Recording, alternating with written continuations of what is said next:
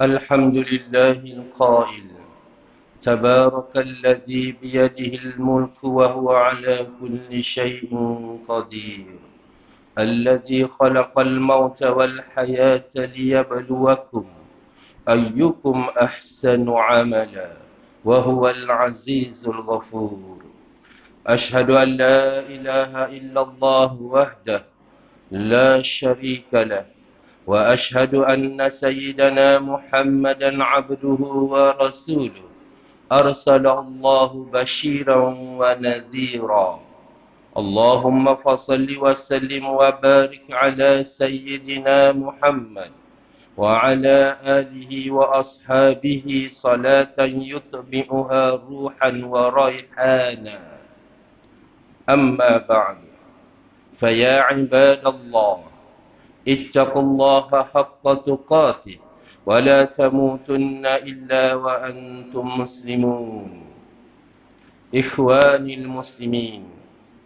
Marilah kita bermuhasabah tentang kedudukan takwa kita terhadap Allah Ta'ala pada waktu pagi dan petang, kerana itulah sahaja sifat jati diri sebagai seorang mukmin dan mukminat di dunia, dan tiada bekalan lain yang paling baik dalam perjalanan hidup ini menuju Allah Ta'ala kecuali takwa kepadanya.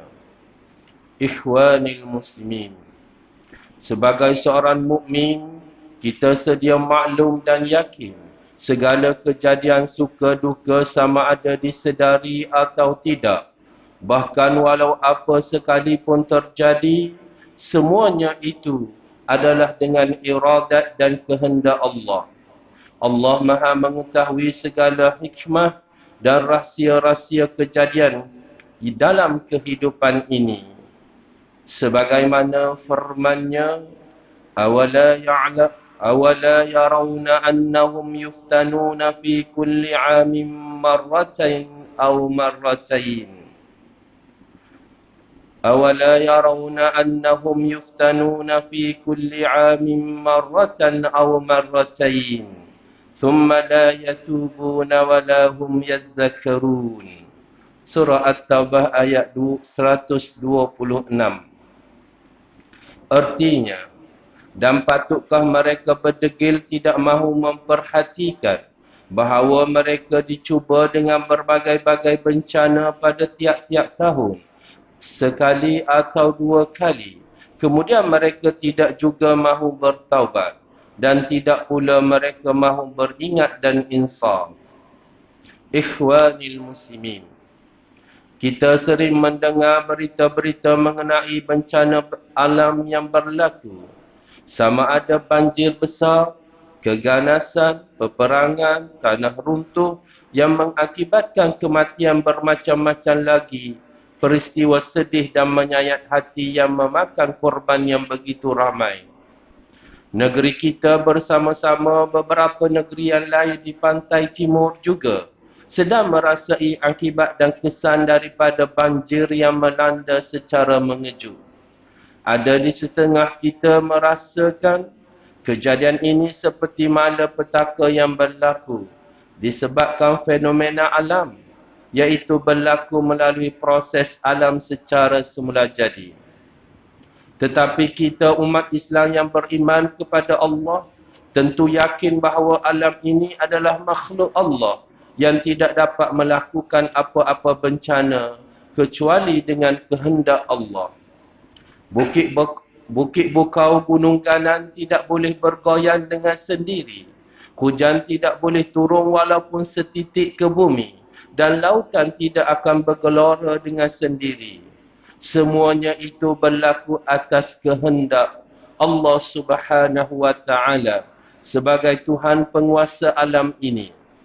Sebagaimana firman Allah, Qul huwal qadiru ala an yab'atsa 'alaikum 'adzaban min fawqikum aw min tahti arjulikum aw yalbisakum syi'a wa yudhiqa ba'dukum ba'sa ba'd. Unzur kaifa nusarriful ayati la'allahum yafqahun. Surah Al-An'am ayat 65.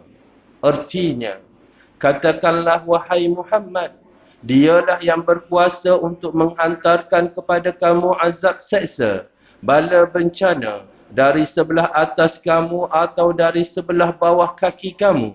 Atau dia menjadikan kamu bertentangan dan berpecah belah, iaitu berpuak-puak. Dan dia merasakan sebahagian daripada kamu akan perbuatan ganas dan kejam sebahagian yang lain. Perhatikanlah bagaimana kami menjelaskan ayat-ayat keterangan yang menunjukkan kebesaran kami dengan berbagai cara supaya mereka memahaminya. Ikhwanil muslimin, menurut tradisi Islam, semua bencana di dalam apa jua bentuk dilihat di dalam dua aspek. Pertama, sebagai ujian yang bertujuan menguji kesabaran manusia. Yang kedua, sebagai balasan terhadap kesalahan manusia. Musibah merupakan ujian yang bertujuan menguji sejauh mana manusia boleh bersabar. Keadaan sesetengah manusia jika tidak diuji dan dicuba, kadang-kadang makin tinggi pangkat dan kedudukannya, makin sombonglah dia. Begitulah apabila makin kaya, mewah dan senang, makin bongkaklah dia. Tetapi bagi mereka yang bersyukur di atas segala nikmat yang dikurniakan dan mampu pula menahan sabar ketika ditimpa musibah, pasti mendapat ganjaran Allah. Firman Allah Subhanahu wa taala, "Walanabluwannakum bisyai'in minal khaufi wal ju' wa naqsin minal amwali wal anfusi wath thamarat wa basyirus sabirin alladzina idza asabathum musibah qalu inna lillahi wa inna ilaihi raji'un." Surah Al-Baqarah ayat 105 dan 155 dan 156.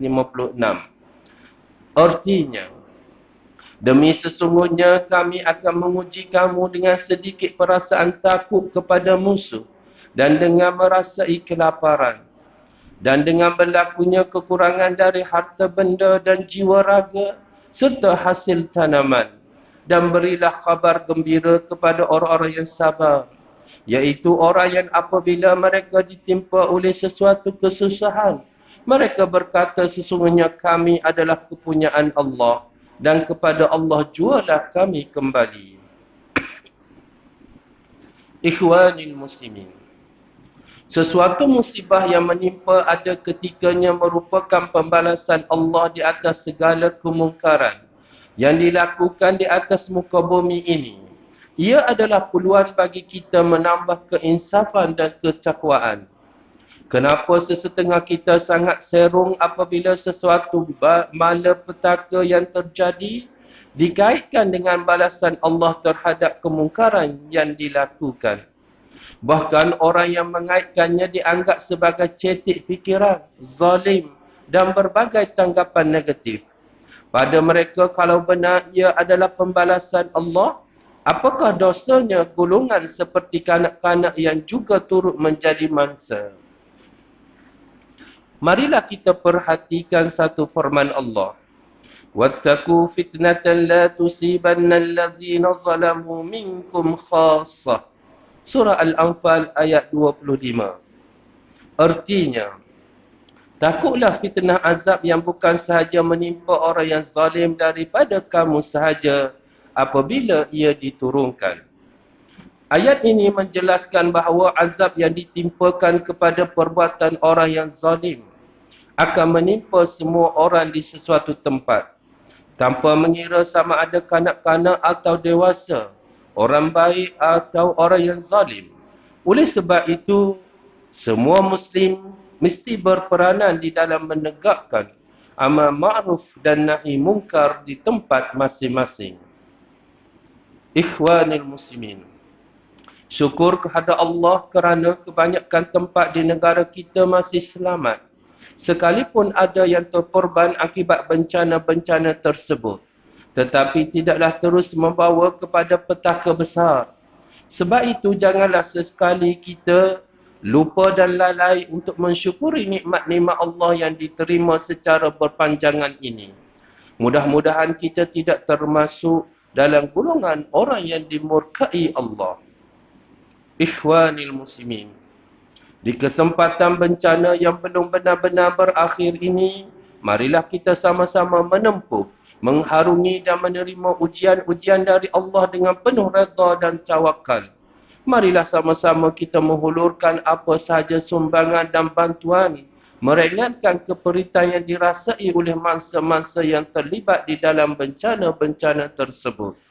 Di samping itu, kita perlu mengambil iktibar dan menghitung kesilapan yang dilakukan oleh kita di masa-masa yang lalu agar tidak diulangi pada masa-masa akan datang.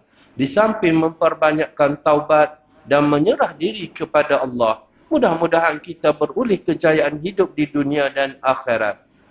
Akhir sekali, khatib ingin menyeru kepada sidang jemaah sekalian, marilah kita berganding bahu dan bekerjasama, menjadi mata dan telinga pihak berwajib untuk memastikan golongan asnaf terbela.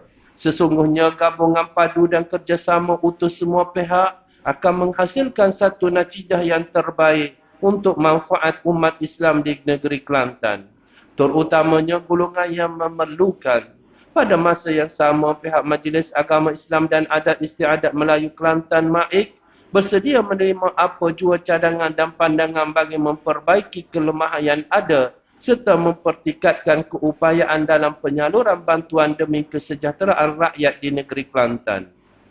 Ikhwanil muslimin, marilah kita berdoa kepada Allah agar mengangkat wabak yang masih melanda negeri dan negara kita ini. Perbanyakkanlah melakukan amal soleh dan menghindari kemurkaan Allah, serta jangan lupa mematuhi SOP yang ditetapkan. Khatib juga ingin mengingatkan bahawa mengambil rasuah dan salah guna kuasa, mengambil bahan-bahan yang memabukkan dan salah guna dadah adalah perbuatan haram dan hina, serta buruk akibatnya di dunia dan akhirat. Khatib juga ingin mengambil kesempatan untuk mengajak sidang Jumaat dan umat Islam agar lebih cakna kepada sesama Islam, terutamanya golongan yang memerlukan dengan menyalurkan sumbangan sama ada zakat, sedekah dan wakaf, khususnya melalui Majlis Agama Islam Kelantan, selaku badan yang dipertanggungjawabkan untuk memungut dan mengagihkan zakat dan sedekah di negeri Kelantan. Di dalam masa yang sama, bantulah pihak majlis dengan menyalurkan maklumat golongan yang memerlukan sekiranya diketahui, agar mereka yang kurang bernasib baik akan mendapat pembelaan sewajarnya.